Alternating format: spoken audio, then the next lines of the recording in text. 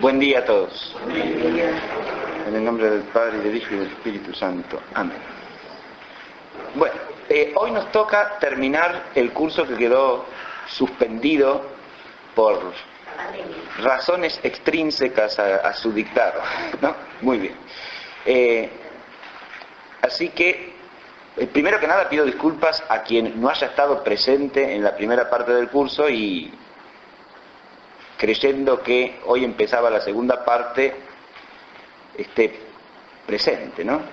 De todas maneras, lo que voy a presentar hoy, si bien no se puede entender con claridad si no se ha asistido a la primera parte del curso, porque es una síntesis del curso, al mismo tiempo abre la temática de la segunda parte, es decir, introduce a la segunda parte, no de modo inmediato, pero sí indirectamente.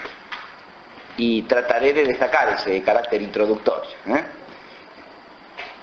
Nosotros hemos visto en la primera parte del curso, el tema de todo el curso es la sabiduría y los saberes. Y en la primera parte nos hemos dedicado a la indagación filosófica de los tipos del saber humano. Es decir, la primera parte del curso ha tenido un carácter primariamente filosófico, que es lo que vamos a terminar hoy. Mientras que la segunda parte ya va a ser una contemplación teológica del tema de la sabiduría, desde la revelación, o desde la palabra de Dios. Para decirlo de una manera más didáctica, mientras en la primera parte nos hemos ocupado de ascender desde la razón humana hacia la sabiduría, en la segunda parte trataremos de abrirnos desde la fe a la luz de la sabiduría divina. Pero hoy tenemos que completar la primera parte. Es decir, presentar una síntesis de lo que habíamos mostrado o tratado de mostrar en la primera parte. El eje de esa primera parte, o la idea central, era que el hombre que está capacitado, tiene la capacidad de alcanzar el conocimiento de la verdad, alcanza ese conocimiento primero que nada según una medida finita, que es la medida de su ser.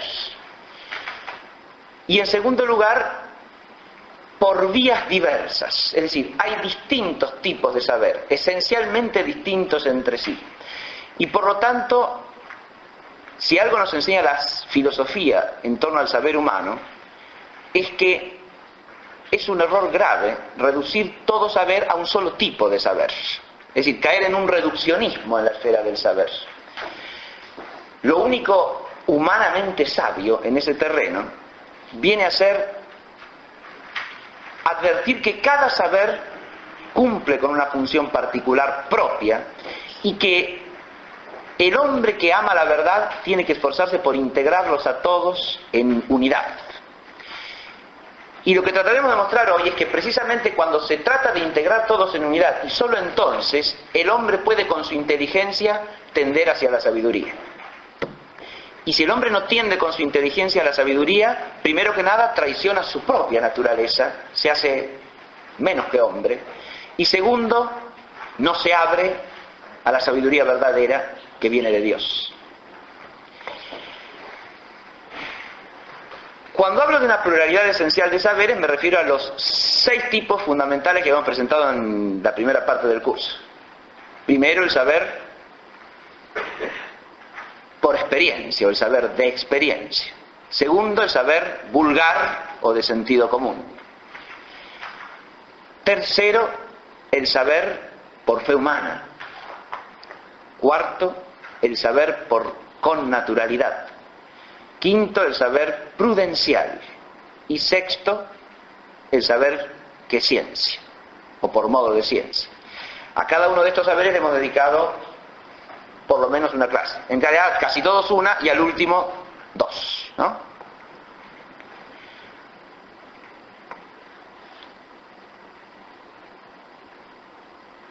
La primera idea central que quiero destacar hoy, para sintetizar esta temática, es la siguiente. Cada uno de estos saberes le exige a la inteligencia humana una determinada cualidad propia. Una inteligencia que se orientase solamente según uno de estos saberes, desarrollaría solo una de estas cualidades, pero no sería una inteligencia integral, digamos. La inteligencia completa o plena del hombre implica todas esas cualidades juntas.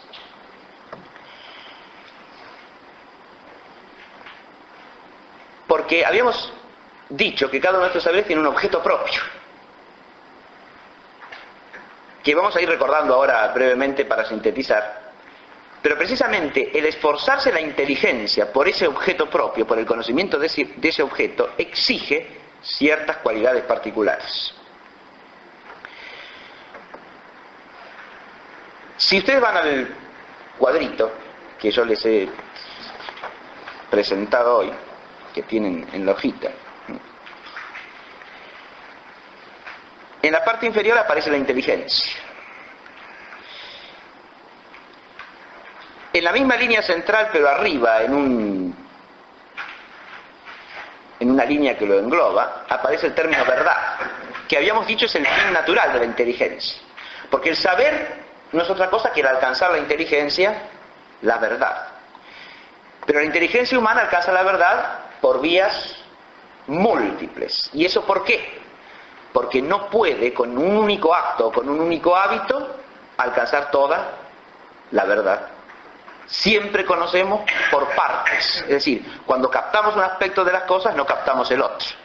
Cuando captamos algo del ser, el resto nos queda en las sombras.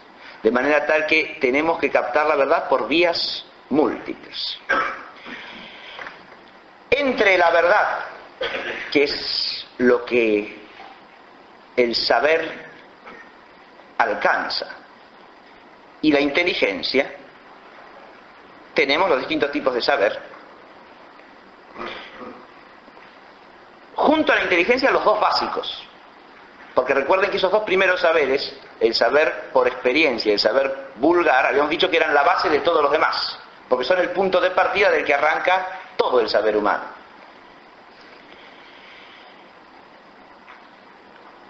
Y encima de esto los otros cuatro. Lo que está en letra bastardilla viene a ser precisamente esa cualidad a la que he aludido, específica o propia, que la inteligencia tiene que aplicar en relación con cada uno de los objetos distintos de saber. Si partimos del saber de experiencia, la inteligencia en relación con el saber de experiencia, ¿qué es lo que tiene que buscar o qué es lo que tiene que cultivar? El objeto propio del saber de experiencia es toda realidad singular y concreta, ¿no?, que está al alcance de la experiencia de alguien. Ahora bien, nosotros habíamos presentado un concepto amplio de experiencia, ¿verdad? No reducimos la experiencia a la percepción sensible. Esta es un punto de partida de la experiencia, es una dimensión de la experiencia, pero la experiencia, además de ser de lo exterior, es también de lo interior. Además de implicar las capacidades de percepción o sensación que el hombre tiene, implica la capacidad que el hombre tiene de captar por una conciencia inmediata los acontecimientos de su interioridad. E incluso habíamos dicho que más allá de lo exterior y de lo interior, hay una cierta experiencia de lo que es superior al hombre, es decir, de lo que lo abarca todo trascendiéndolo, de lo absoluto. En este sentido, para que este saber nos conduzca a la verdad, lo que tiene que cualificar a la inteligencia, ¿qué es? El que sea una inteligencia ligada a una experiencia noble y rica. Esta es la primera idea. Es decir, en la esfera del saber de experiencia, ¿qué es lo que el hombre ha de buscar? Bueno, las verdades de experiencia. Pero hay muchas experiencias posibles. Entonces, si nosotros queremos entender qué cualidad debe tener una experiencia para que nos lleve rectamente hacia el saber, podríamos decir que debe ser una experiencia noble y rica. ¿Qué quiero decir con estos dos adjetivos? El segundo es quizá más claro: rica. Una experiencia que no sea unilateral, que no sea limitada, que sea lo más compleja posible. Pero ahí corremos el riesgo de perdernos en un experiencialismo de probarlo todo, y no es eso lo que quiere decir una experiencia rica. Una experiencia rica quiere decir una experiencia que al mismo tiempo respeta la jerarquía de los objetos de experiencia, una experiencia que contiene todas las dimensiones de los objetos de experiencia, que no se limita a ser exterior, por ejemplo, que no se limita a ser de lo exterior, sino que es también de lo interior, que no se limita a ser de lo estéticamente captable, sino también de lo que es moral y de lo que es espiritual. Es una experiencia, por lo tanto, rica en el sentido cualitativo, más que en el cuantitativo, y en el sentido de que abarca la jerarquía integral de los objetos de experiencia. Y porque abarca esa jerarquía integral, puede ser noble. ¿Qué quiere decir noble? Orientada hacia lo más alto, orientada hacia lo que es mejor, y que busca siempre la experiencia de lo más elevado.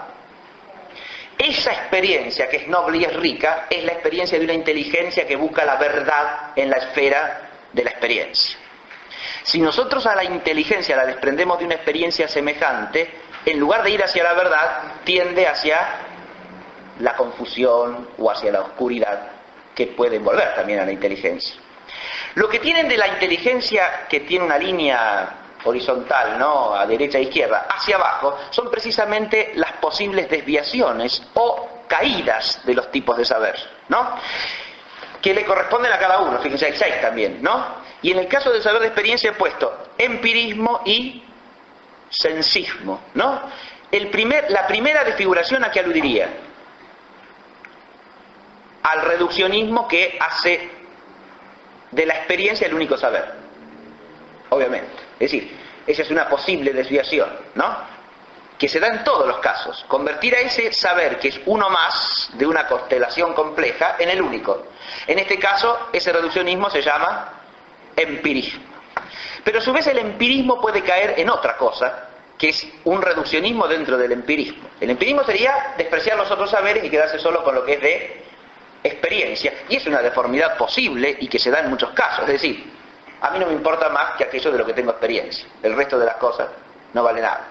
El saber abstracto es despreciable, lo que me dicen otros no importa nada, solamente me importa lo que yo experimento. Eso sería un empirismo en el sentido que lo estamos diciendo. Pero además de esa deformación empirista, cabría una desfiguración del propio empirismo, que también es posible en el hombre y se da muchas veces, la que hemos tratado de evitar en nuestro concepto de experiencia, es decir, reducir toda experiencia a la más fácil y más exterior de todas las experiencias, la sensible, y entonces caemos en un empirismo sensorialista, o en un sensismo, que sería una deformación todavía más degradante de la inteligencia en este terreno. Y el hombre tiende a eso, ¿por qué? No de casualidad. Tiende a eso porque las cosas que captamos por los sentidos son precisamente eso, nada más que cosas, inferiores a nosotros. Como son inferiores a nosotros en general, las podemos manejar. En cambio, en cuanto entramos en el terreno de una experiencia más elevada, las cosas se nos ponen más difíciles. Y además experimentamos nuestra propia limitación y nuestra propia miseria. Y eso es lo que rehuimos. Nuestra propia finitud y la conciencia de que hay algo que nos supera y que nos trasciende. En cambio, al arrojarnos a las cosas y quedarnos con ellas en la exterioridad, no nos aparecen ciertas cuestiones, ciertos problemas, no nos aparece la conflictividad última de la existencia humana. Nos sumergimos en un universo de sensaciones que nos apacigua instantáneamente o nos excita superficialmente y nos permite transitar una vida menos problemática, pero ciertamente casi infrahumana. Y la otra tentación que está implícita allí, como dije, con las cosas son inferiores a nosotros, es la de que podemos ejercer poder sobre las cosas, las podemos manejar a nuestro antojo, y entonces nos creamos la sensación de o la pseudo experiencia de la omnipotencia humana. Esto le puede pasar a un hombre o a una cultura entera, ¿no?, a una civilización inclusive. Ahora vamos al otro saber vulgar. El saber vulgar, habíamos dicho que se distingue del saber de experiencia porque mientras el saber de experiencia es siempre de lo singular y concreto, el saber vulgar, a través de la experiencia, por medio de la inducción o de la intuición inductiva de la inteligencia, la epagogé que llama Aristóteles, alcanza lo que es general o universal en las cosas, pero siempre en las cosas captadas en la experiencia. Y en el caso del saber vulgar se trata de aquellas cosas que están al alcance del conocimiento de cualquier hombre por ser hombre, y por eso lo llamamos saber vulgar, o saber de sentido común. De sentido común. Ese era el concepto básico que hemos presentado en la clase respectiva. La cualidad que hemos puesto así para la inteligencia es la de la sensatez y humildad de entendimiento. Una inteligencia que sabe buscar y reposar templadamente, mesuradamente, según la medida propia, en el saber vulgar, es una inteligencia sensata y humilde en cuanto al entendimiento. El entendimiento alude aquí a esa capacidad que la inteligencia tiene de captar lo general y universal. Fíjense, acá hacen falta dos cosas, estamos diciendo, sensatez y humildad, y explico brevemente esos dos términos. Humildad, ¿por qué? Porque precisamente el salto de la experiencia, de saber de experiencia, saber vulgar, es el salto de lo singular a lo general o universal.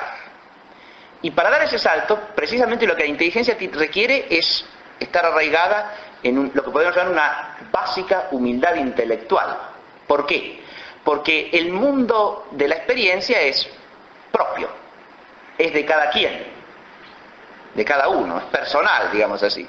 En cambio, el mundo del saber vulgar ya es un mundo en el cual tenemos que renunciar a esa subjetividad o esa centralidad de nuestra propia persona en relación con el mundo y admitir que hay constancias universales en la realidad que nos abarcan a nosotros mismos. Es decir, ahí la humildad está en el salto hacia lo general. La generalización y la conciencia del universal exige salir de la propia individualidad, o sea, vencer el individualismo del entendimiento, ¿no? O mejor dicho, vencer por el entendimiento, que de suyo tiende al universal, porque eso es lo propio de la inteligencia, vencer con el entendimiento el individualismo de la experiencia. Pero además, eso tiene que hacerse con sensatez. Esa es una palabra que se puede entender de muchas maneras distintas, pero acá la estamos poniendo para aludir precisamente a algo que también se quiere significar de ordinario cuando se habla de sentido común, ¿no? Si decimos que alguien tiene sentido común, ¿qué estamos diciendo básicamente? Que es sensato, ¿no? Que tiene la sensatez elemental de todo ser humano, ¿eh? Que no se niega a las evidencias de las cosas, ¿no? Que no obra ciegamente, que no obra despreciando lo que la razón le señala, ¿no? Es sensato. Que no actúa por meros impulsos egoístas, sino que reflexiona. Es sensato. Ahora, toda esa sensatez que implica esta captación de lo universal, de lo general que me abarca y a lo que me tengo que rendir. Por eso es inseparable de la humildad de la inteligencia. Pero al mismo tiempo implica no caer en falsas generalizaciones. Y ahora voy al peligro, ¿no? Porque este saber también se puede deformar. Vamos abajo de nuevo, ¿no? Y he puesto dos deformaciones ahí. La primera es el vulgarismo. ¿A qué me refiero con esto? Así como cabe la actitud de pretender reducir todo saber a saber de experiencia, también cabe la actitud de pretender reducir todo saber a saber vulgar.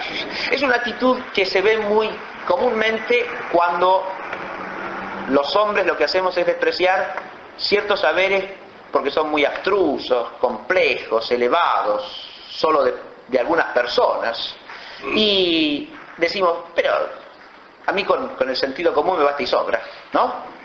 Con lo que todo el mundo sabe ya está, ¿para qué quiero más? Si se cae en esa actitud, se cae en un reduccionismo que podemos llamar precisamente vulgarismo. Lo que es de saber vulgar basta y sobra para la existencia humana. Esto es negarse al ascenso de la inteligencia a saberes que son más exigentes, más difíciles, por lo tanto menos comunes, menos vulgares, pero tan importantes y necesarios como este, tan esenciales para el saber humano y para la sabiduría del hombre como este. Entonces, eso es una primera deformación posible que podríamos llamar vulgarismo. El desprecio de la ciencia, el desprecio de la filosofía, el desprecio de toda disciplina rigurosa de la inteligencia, ¿no? ¿Qué me viene a mí con eso? Yo ya sé lo que hay que saber. Esa actitud del vulgarismo, que se puede dar en cualquier plano de conocimiento, es un defecto que rebaja la inteligencia humana, le impide tender noblemente hacia la verdad.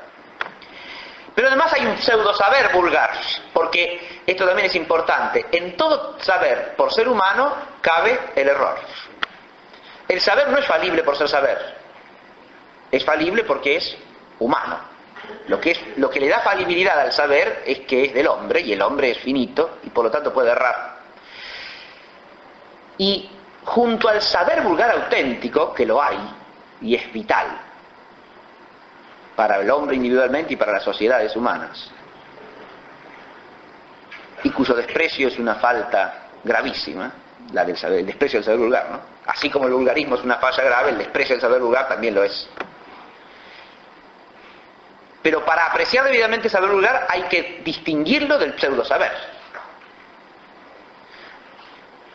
El saber vulgar es generalización, pero todos sabemos que se puede caer muy fácilmente en generalizaciones indebidas, falsas. Y esas generalizaciones falsas pueden circular fácilmente como si fuesen verdades también, en una cultura o en una sociedad, ¿no? Y eso es pseudo saber vulgar, no es saber. La falsedad nunca hace saber, hace error. Hay fuentes muy claras del pseudo saber vulgar, porque la generalización puede proceder, si procede rectamente, por la captación de lo esencial de la cosa que hace la inteligencia e induce a partir de allí. Esa es la recta vía de la generalización. Pero hay generalizaciones que tienen fuentes oscuras, no claras. No se basan en la captación de lo esencial por la inteligencia. Se basan, por ejemplo, en prejuicios interesados. Y hay muchas generalizaciones de ese tipo que andan dando vueltas por allí. Entonces, el prejuicio humano que se basa en intereses y en motivos a veces muy oscuros puede generar pseudo saber vulgar, sí señor. Lo mismo pasa con la confusión de lo esencial con lo aparente, porque si generalizo no a partir de la captación de la esencia, sino a partir de meras apariencias, también caigo en el error. No distingo lo aparente de lo real. Muy bien. Sigamos de la... Fíjense, entrando en cada uno de estos saberes, obviamente, de nuevo, como les dedicábamos una clase a cada uno y siempre estábamos apenas empezando a entenderlos, obviamente ahora tengo que hacer una síntesis de todo, no puedo decir más que una palabrita de cada uno, pero es precisamente la función de esta síntesis, mostrar el conjunto. Ahora subamos a los otros cuatro. Tenemos saber de experiencia, saber vulgar, saber qué es ciencia.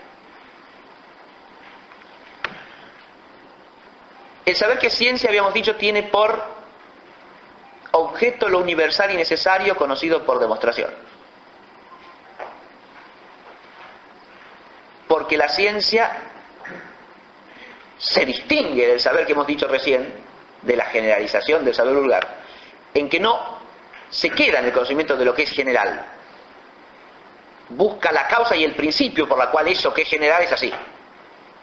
Es un saber de principios y de causas, del porqué. Eso es lo que procura entender ese saber que es ciencia. Y ahí está la filosofía como cabeza de toda ciencia. Ahí la inteligencia está cualificada por lo que he puesto allí como principialidad teorética. La inteligencia para moverse en la esfera del saber que es ciencia es una inteligencia que busca los principios y las causas. A eso aludo con principialidad. Una inteligencia que se contenta con saber que las cosas son así, pero no pregunta el por qué, es una inteligencia que no busca el principio, o sea, es una inteligencia ininteligente. No busca la causa, no busca la razón, no busca la explicación, no busca el por qué.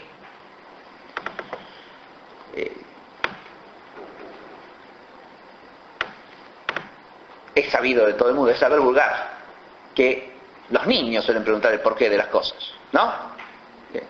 Si nosotros, en lugar de esforzarnos por contestarles el porqué, se los negamos, se los acallamos, o incluso los rechazamos hostilmente porque preguntan por qué, no solo estamos maltratando al niño, sino que estamos suprimiendo la virtud profunda de la inteligencia humana de preguntarse por qué las cosas son como son.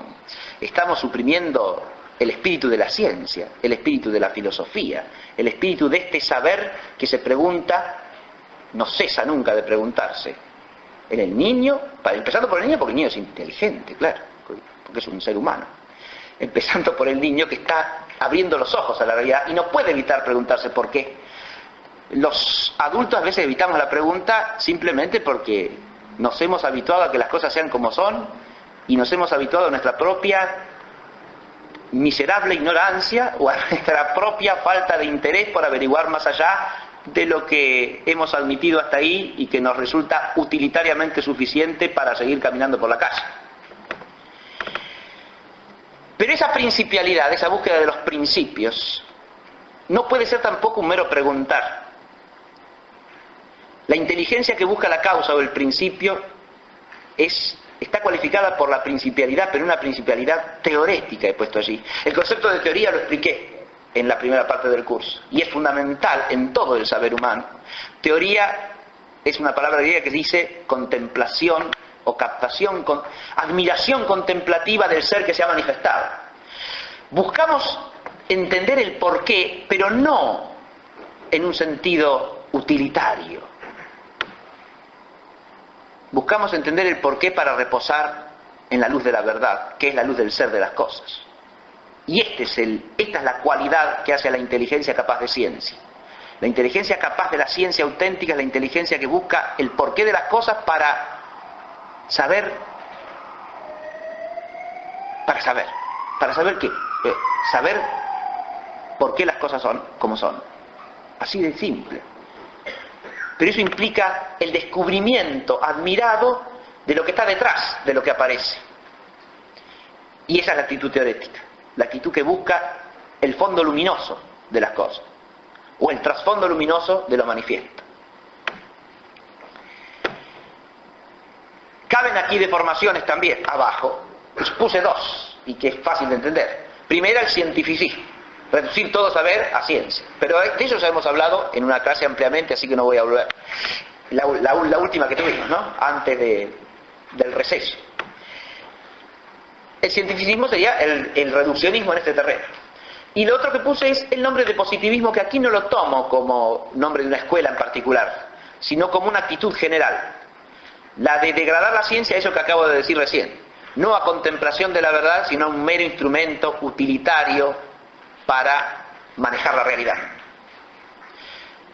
Eso ya es a su vez una degradación más profunda todavía. Si yo desprecio todos los otros saberes como si no lo fuesen y digo que no hay más saber que la ciencia, caigo al cientificismo. Aun cuando admita que haya una ciencia metafísica, por ejemplo, ¿no? Pero soy cientificista. Si no admito más saber que el saber que es ciencia. Pero si a su vez degrado la ciencia a una ciencia de puros fenómenos que me permitan manejar la realidad material, o incluso al hombre como parte de esa realidad fenoménica, entonces caigo en una degradación todavía peor, que es el positivismo. Sigamos, pasamos al saber prudencial. El saber prudencial tiene un objeto que es, habíamos dicho, aquellas regularidades o generalidades de un determinado arte o de una determinada praxis, es decir, de una determinada actividad en que la inteligencia actúa ya en la esfera o en la dimensión práctica, ¿no? Que se aparecen ante el juicio de la inteligencia por el ejercicio usual de ese arte o de esa praxis. Como en el caso de la jurisprudencia que habíamos tomado como ejemplo, o de la prudencia pedagógica que habíamos tomado como otro ejemplo, ¿no? O de la prudencia del gobernante, gubernativa, política, llamémosla si quieren en griego. El saber prudencial implica otra cualidad de la inteligencia, enteramente distinta a las que hemos visto hasta aquí. Fíjense, ya llevamos, por parte de la experiencia, una inteligencia que se cualifica por una experiencia rica y noble, una experiencialidad rica y noble, una inteligencia ligada a la experiencia, que no se separa de la experiencia, pero que busca una experiencia rica y noble. Por el otro lado, una inteligencia sensata y humilde a la hora de generalizar, un entendimiento sensato y humilde.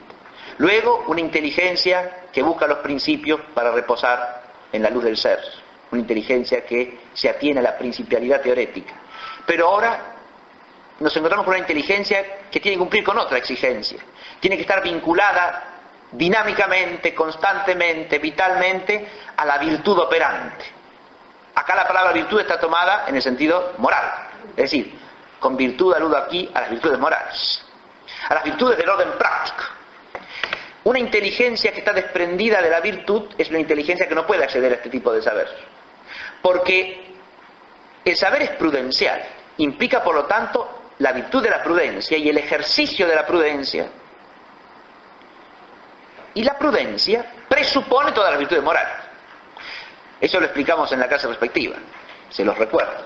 La prudencia es una virtud al mismo tiempo de la inteligencia y de la voluntad, que realiza la última adecuación de todas las virtudes morales a las circunstancias del aquí y el ahora, es decir, a las circunstancias concretas del obrar.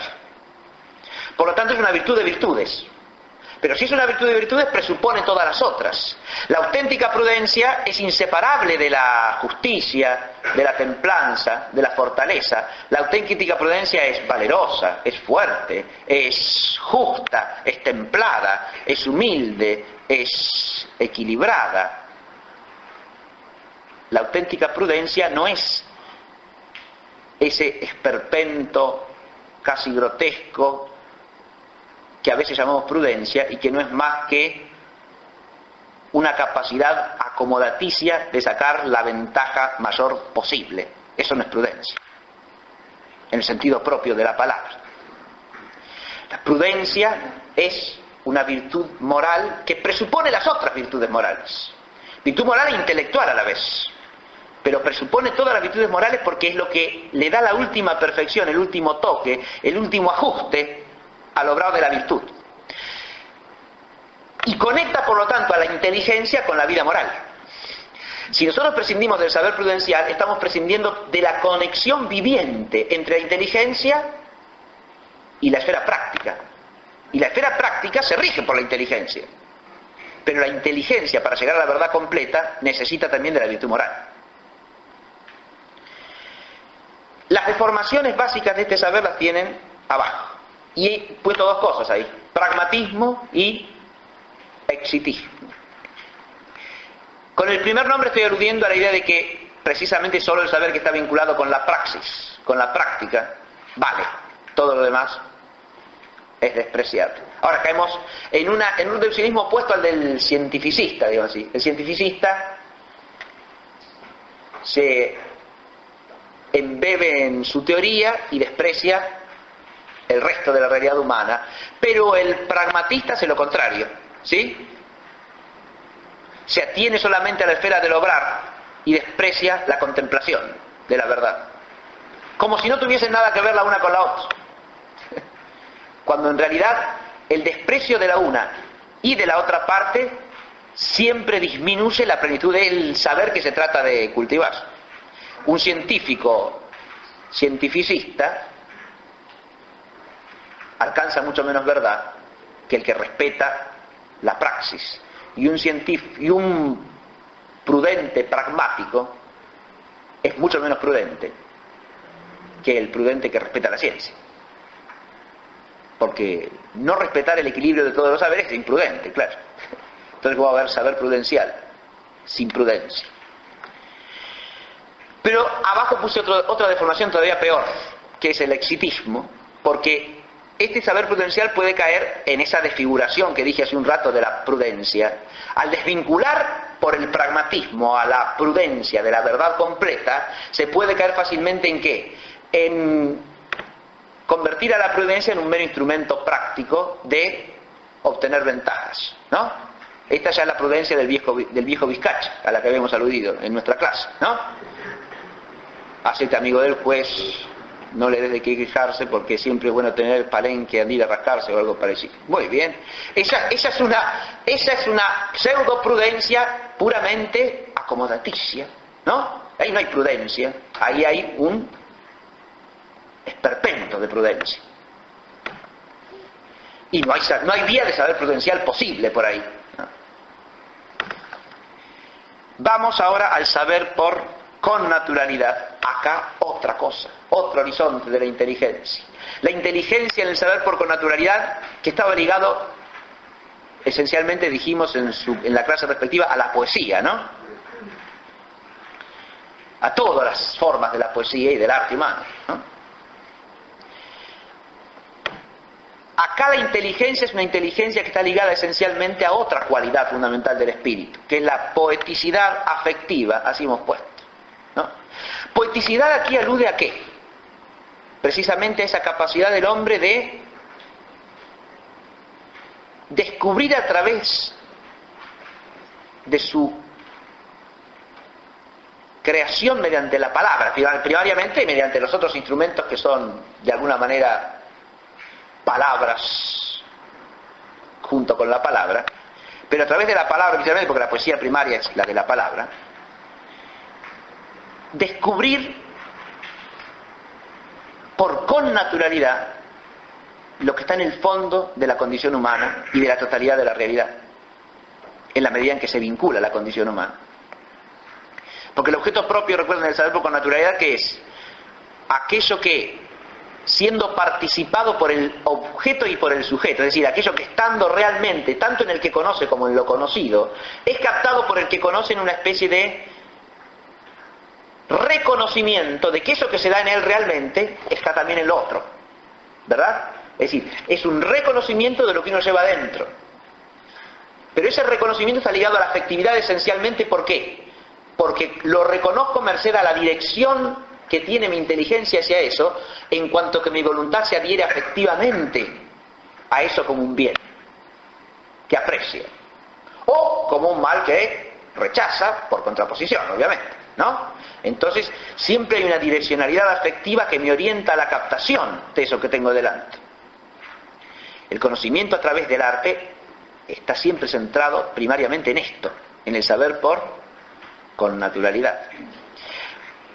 Acá entonces nos movemos en una esfera, fíjense ustedes, estamos diciendo, en el caso anterior, que la inteligencia se cualifica por su vínculo con la virtud moral, y acá estamos diciendo que la inteligencia se cualifica también por su vínculo con la afectividad. Por supuesto que sí.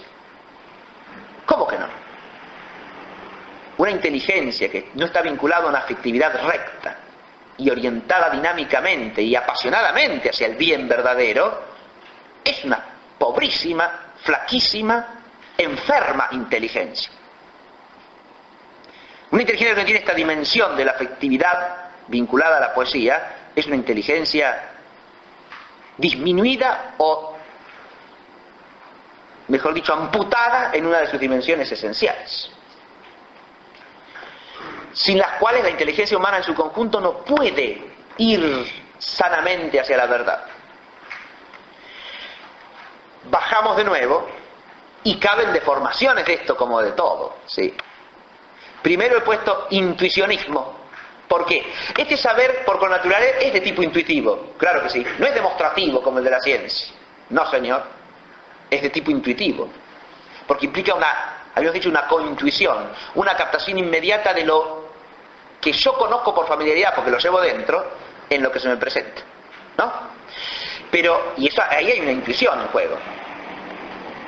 Pero si yo reduzco todo saber a este tipo de saber intuitivo, ahí ya el asunto, en lugar de hacerse sano, se vuelve a ser insano, ¿no? Es decir, es insano despreciar la intuición afectiva como vía de conocimiento y de saber humano verdadero, pero es también un defecto grave caer en una suerte de intuicionismo que no admita más saber que el que va por esa vía. ¿Está claro? Todo lo demás, las generalidades de la ciencia o de la filosofía, eso son patrañas que no sirven para nada, son tonterías, idioteces, frases de laboratorio, cualquier cosa se puede decir, ¿no? Para despreciar todo otro tipo de saber. Y la prudencia o la virtud moral ni hablemos, porque el que tiene la experiencia del gobernar o la experiencia del educar, de eso todo es macana. La prudencia no existe, existe nada más que la intuición de cada uno en cada momento, ¿no? Muy bien. Y dije de cada uno en cada momento, y ahí ya del intuicionismo bajamos al subjetivismo, porque el problema de esta desfiguración es que la intuición precisamente es intuición de algo que uno lleva dentro, ¿no? Pero si desprendo este saber de todos los saberes que vinculan la inteligencia humana con la objetividad, o sea, con la verdad en toda su amplitud, fácilmente caigo en un subjetivismo, porque lo que por connaturalidad conozco es lo que yo llevo dentro, claro. ¿Se ve? Entonces puedo tender fácilmente hacia un reduccionismo subjetivista, que sería una deformación del auténtico saber por connaturalidad. Y de esa cualidad que hemos llamado poeticidad afectiva. Ahora, el último, que es el que he puesto aquí, es el saber por fe humana. El saber por fe humana tiene por objeto propio, hemos dicho, toda realidad o todo hecho concreto, singular, que está fuera del alcance de la experiencia de uno. Porque a la realidad singular que está fuera del alcance de la experiencia, ¿cómo llego? Y a través de la experiencia de otros. No de la mía propia. Pero la experiencia de otro no puede ser mía. Ah, no. Entonces tengo que creerle al otro lo que me dice. De modo que el saber por fe humana está ligado a eso, al acto intelectual y racional y razonable. Habíamos explicado todo eso, ¿no? Los motivos los motivos y las razones de la credibilidad, tanto del testigo como del testimonio que presta, ¿no? A través de eso, de esa fe humana, de ese creer en lo que otro me transmite, alcanzo el conocimiento de cosas que no podría saber de ninguna otra manera, como en general el ejemplo básico que hemos puesto era el conocimiento de la realidad histórica, o sea, de los hechos del pasado, de los que no podemos tener experiencia propia. Entonces, para saber qué pasó, tenemos que recurrir al testimonio de otro y creer en ese testimonio razonablemente y racionalmente. Acá la cualidad de la que inteligencia está revestida y que ejercita cuando cultiva este tipo de saber es lo que he puesto aquí bajo el nombre de socialidad confiante. Es decir, este es un saber esencial e intrínsecamente social, el más social de todos, ¿no? Porque en este saber mi conexión con la verdad viene del que la verdad ha sido alcanzada por otro, antes que por mí, o incluso por otro sin que yo lo pueda alcanzar. Entonces, para llegar a esa verdad que solamente está conocida por el otro, mi único vínculo posible es prestar fe, prestar crédito al otro, a lo que me dice el otro, a lo que me transmite el otro. Entonces, es un saber esencialmente social, insisto, el más social de todos. Y esto nos lleva al hecho de que la socialidad es también una virtud de la inteligencia. Esto es lo que estamos diciendo.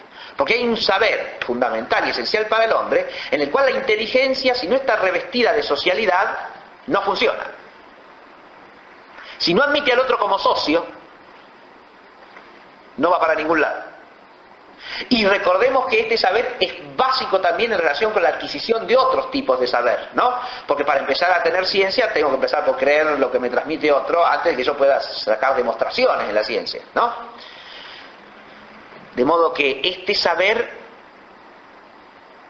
es base de la adquisición de otros, no base de otros, pero sí base de la adquisición de otros, ¿no?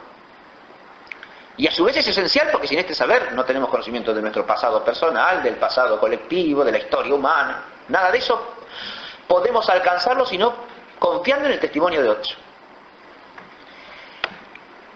Entonces, esa sociabilidad, ese admitir al otro como socio, que implica valorar al otro como una persona que coopera conmigo en función del mismo bien, ¿no?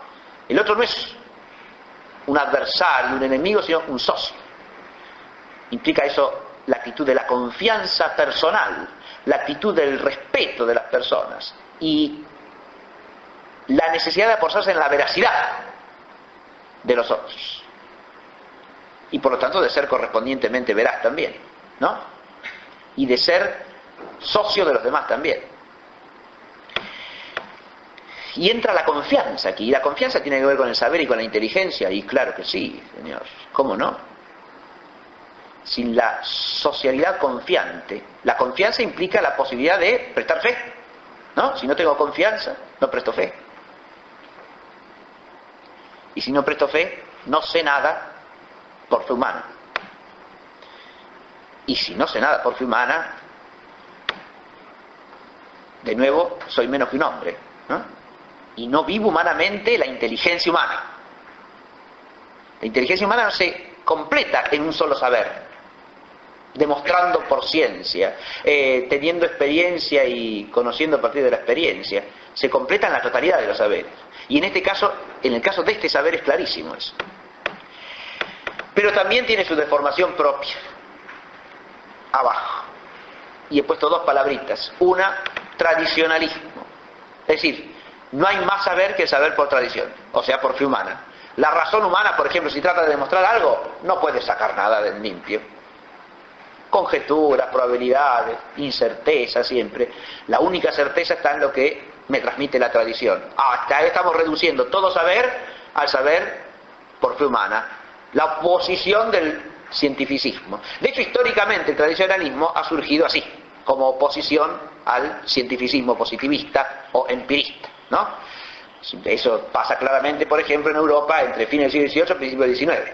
Frente al cientificismo iluminista viene un tradicionalismo fideísta por parte de algunos románticos y por parte de los llamados tradicionalistas en sentido estricto, por ejemplo, dentro de la Iglesia Católica, ¿no?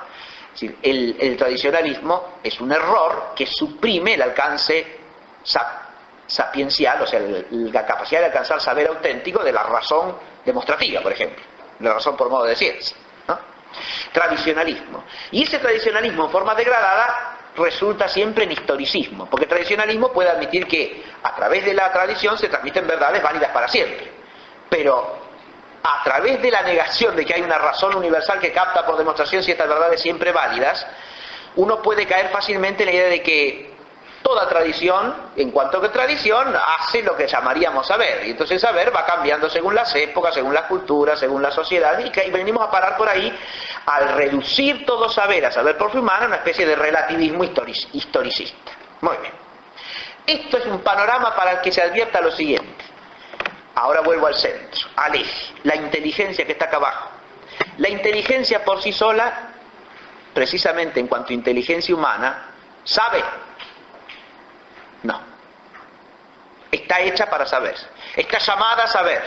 Como dice Aristóteles, el hombre, precisamente porque es inteligente, aspira por naturaleza a saber. Pero es a lo que aspira, no es lo que tiene por naturaleza. Para que la inteligencia llegue al saber tiene que cualificarse. Eso es lo que lo que he tratado de explicar en todo lo anterior. Se cualifica mediante la adquisición de ciertas perfecciones que son las que competen en cada vía, ¿sí? Si es una inteligencia vinculada con una experiencia noble y rica, que busca esa experiencia y que la aquilata debidamente, si es una inteligencia sensata y humilde en el entender, si es una inteligencia teoréticamente buscadora de los principios, si es una inteligencia vinculada a la virtud operativa que se termina con la prudencia, si es una inteligencia afectivamente poética, si es una inteligencia socialmente confiante, y entonces es una inteligencia capaz de saber. En la medida que ejercita cada una de estas vías, las cultiva, las desarrolla, y a través de cada una de estas vías se esfuerza por alcanzar la verdad. Vamos a la parte alta del cuadro para terminar la clase.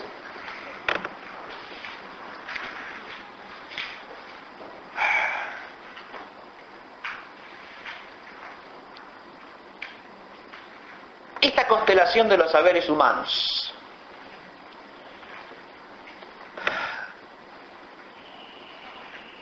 constituye la sabiduría.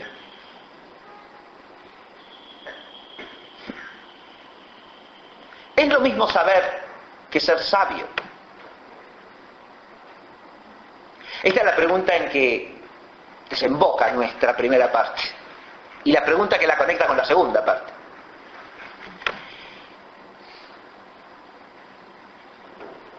Es lo mismo saber que ser sabio. Si cultivamos todos estos saberes ya somos sabios.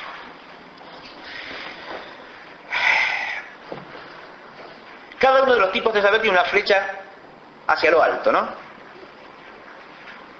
Que llevaría el objeto propio de cada uno, de cada saber. El saber que es ciencia nos conduce hacia los principios y causas del ser. El saber que es saber prudencial nos conduce a la adecuación de lo recto operable en relación al bien. El saber por connaturalidad a los trasfondos intuibles de la belleza, he puesto, o sea, del ser y de la verdad en cuanto se manifiestan como belleza. El saber el saber por fe humana nos lleva al sentido de la realidad en relación con los hechos decisivos de la vida del hombre. En la base de todo están el saber de experiencia y el saber vulgar, que nos dan la relación con el ser real concreto, el primero, y con el ser real general, lo segundo. O sea, con la concretud singular y con la generalidad de la realidad misma. Pero, en la medida en que el hombre se esfuerza por alcanzar verdad en cualquiera de estas esferas, su esfuerzo es siempre un esfuerzo con un fruto limitado. Y nunca completo. Alcanza alguna verdad, pero alcanza o puede alcanzar por su propio esfuerzo la plenitud de la verdad misma. Y más aún, la plenitud de la vida, que es la plenitud de la verdad. Yo he puesto tanto abajo como arriba, en negrita y bastardiza, la palabra con fines. Porque en la medida en que la inteligencia humana se esfuerza por alcanzar la verdad, realiza la experiencia del confín. El confín entre lo que alcanza a conocer, que lo ilumina, y la necesaria intuición de algo que está más allá, que es más luminoso, pero que no alcanza a ver. Es decir, es el llegar a un término, desde otro término.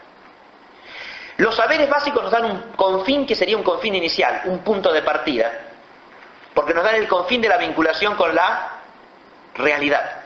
Nos vinculan con la realidad. Pero esa realidad, para ser entendida realmente, tiene que apreciarse como una realidad vinculada al ser, al bien, a la belleza y al sentido de las cosas, que son lo que los otros saberes tratan de escudriñar, descubrir, encontrar, y que hasta cierto límite pueden alcanzar, pero un límite según la medida del hombre. Y el problema es que ese límite según la medida del hombre, al hombre, de hecho, no le basta. Y por eso, ahora volvemos al nombre de filosofía que habíamos comentado en nuestra primera parte, ¿recuerdan? Por eso los antiguos griegos, con una profunda conciencia de ese límite, prefirieron llamar al hombre, en cuanto que sabe la verdad conocible, para el hombre no sabio, sino filósofo. Es decir, aquel que ama la sabiduría y trata de amistad con ella, para usar la frase con que Santa Teresa define la oración, trato de amistad con Dios. Pero acá se trata de un trato de amistad con la sabiduría, que es la propia del filósofo. Filósofo acá no lo estoy tomando como el que cultiva la ciencia filosófica, acá abarcaría todos los saberes. Hablo de un espíritu filosófico, es decir, de un espíritu en el que el hombre se reconoce buscador de la sabiduría, que no puede jamás reducirse a su saber. El saber del hombre no es la sabiduría, porque la sabiduría es el nombre de una plenitud absoluta que de suyo no cabe en el hombre. Esta es la idea esencial. Y eso lo puede descubrir la inteligencia humana por sí misma, claro que sí. A través de todos estos saberes, porque en cada uno de ellos se topa con un límite, pero un límite que es un confín. No es un límite meramente negativo, no es una pura oscuridad, porque es el límite que halla la inteligencia cuando busca la verdad. Entonces la encuentra en parte, y al encontrarla en parte, si es la verdad auténtica, yo puse saberes y está verdad ahí con minúscula en un globito, ¿no? Pero arriba de todo aparece una verdad con mayúsculas. Y esto es lo que la inteligencia filosófica descubre con toda nitidez. El hombre alcanza a conocer verdades, pero la verdad misma siempre lo trasciende. De manera tal que el conocimiento de la verdad en el hombre, cuanto más se profundiza naturalmente, más consciente lo hace al hombre de su propia ignorancia de lo que más importa saber.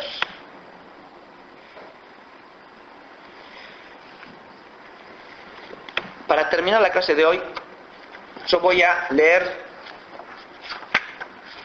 2 poemas que pertenecen a la más antigua literatura humana que se conoce.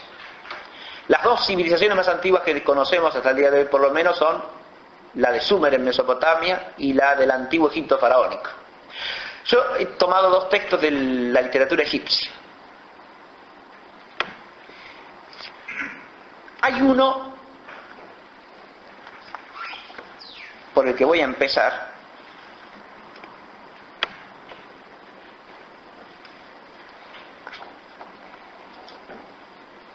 que dice así. Este es un texto compuesto en la época del Imperio Medio, el primer imperio tebano. Eso cronológicamente se ubicaría entre el año 2000 y el 1800 a.C. Dice así: generaciones y más generaciones desaparecen y se van. Otras se quedan, y esto dura desde los tiempos de los antepasados, de los dioses que existieron antes y reposan en sus pirámides. Nobles y gentes ilustres están enterrados en sus tumbas. Construyeron casas cuyo lugar ya no existe. ¿Qué ha sido de ellos? He oído sentencias de Imutés y de Jardedef, que se citan como proverbios y que duran más que todo. Pero ¿dónde están sus moradas?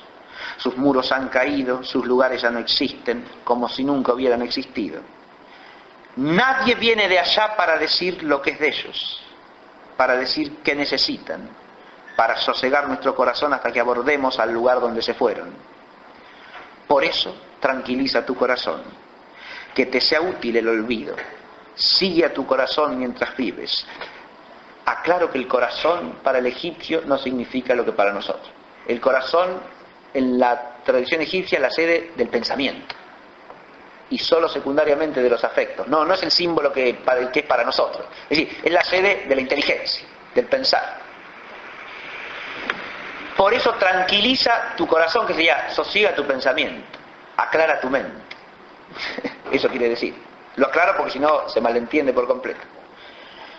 Que te sea útil el olvido, sigue a tu corazón mientras vives. Ponte olíbano en la cabeza, vístete de lino fino, úngete con la verdadera maravilla del sacrificio divino. Acrecienta tu bienestar para que tu corazón no desmaye. Sigue a tu corazón y haz lo que sea bueno para ti. Despacha tus asuntos en este mundo. No canses a tu corazón hasta el día en que se eleve el lamento funerario por ti. Aquel que tiene el corazón cansado no oye su llamada. Su llamada no ha salvado a nadie de la tumba. Hazte, por tanto, el día dichoso y no te canses nunca de este. ¿Ves? Nadie se ha llevado sus bienes consigo. ¿Ves? Ninguno de los que se fueron ha vuelto. Es un hermoso poema que nos plantea un confín que existe para todo hombre y que se encuentra a partir ya del saber vulgar, que es el confín de la muerte. Y en todas las antiguas civilizaciones, en toda cultura, en toda sociedad, la conciencia de este confín es algo que el hombre relaciona constantemente con el tema de la sabiduría o del saber, ¿no? Primero porque si nadie vive según la conciencia de su mortalidad, si no empieza por ahí, ¿qué saber humano puede tener? Ninguno que merezca el nombre de saber dignamente humano. Pero además ese horizonte de la muerte parece constituir un mentís a todo el esfuerzo del saber. Porque si ese horizonte de la muerte clausura totalmente la existencia del hombre y la rodea de negrura, el esfuerzo mismo por alcanzar el saber se transforma en un esfuerzo inútil. ¿Para qué?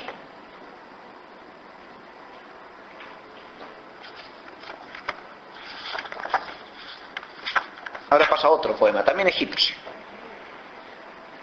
Este es de la época, un poco posterior, de la época del nuevo imperio tebano, pero claro, es un poema que está escrito alrededor del año 1500 a.C. ¿Sí?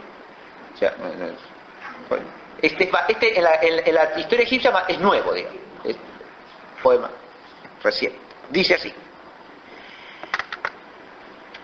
la muerte está hoy ante mí como el sanar de un enfermo, como la salida al aire libre luego del desaliento. La muerte está hoy ante mí como el perfume del olíbano, como el reposo al abrigo de un manto un día de fuerte viento. La muerte está hoy ante mí como el perfume de las azucenas, como el reposo a la orilla de un país de embriaguez. La muerte está hoy ante mí como el fin de una tormenta, como el retorno a casa después de una expedición. La muerte está hoy ante mí como el despejarse del cielo, como el irse de aquí a cazar en país ignoto. La muerte está hoy ante mí como el deseo que tiene un hombre de volver a ver su casa tras muchos años de cautiverio. En verdad, aquel que está allá es un Dios vivo que castiga el pecado en quien lo comete. En verdad, aquel que está allá se halla en la barca solitaria y preside el reparto de ofrendas en los templos. En verdad, aquel que está allá es un sabio que no se puede rechazar y que puede dirigirse a Ra al hablar. Ahora, en este poema egipcio, el horizonte se ha transformado, aparece bajo otra luz. Es un horizonte no de oscuridad, sino de sentido.